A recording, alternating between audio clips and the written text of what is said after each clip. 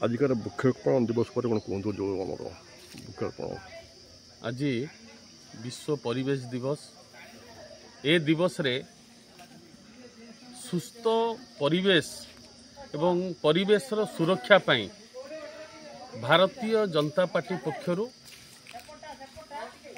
ता सहित ओडिशा सरकार पक्षरु आज समग्र राज्य रे वृक्षरोपण कार्यक्रम हाथ को निया जाइछि।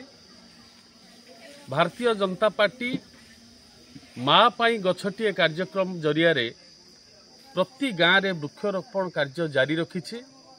जेहेतु आज विश्व परिवेश दिवस माननीय मुख्यमंत्री आह्वान क्रमे माननीय प्रधानमंत्री आह्वान क्रमे आज देशर नागरिक माने वृक्षरोपण कार्य हाथ को नहीं।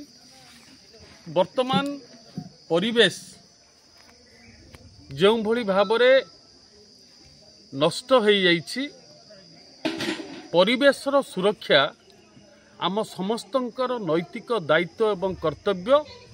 से कर्तव्य को दृष्टि रखी आमे प्रत्येक व्यक्ति किछि नहले निज निज बाड़ी रे वृक्षरोपण करवा दरकार। वृक्षरोपण हेले परिवेशर सुरक्षा करा जाई परिबो। ता सहित माननीय मुख्यमंत्री मध्य आह्वान देइचंती सिंगल प्लास्टिक यूज न करिवा पाई।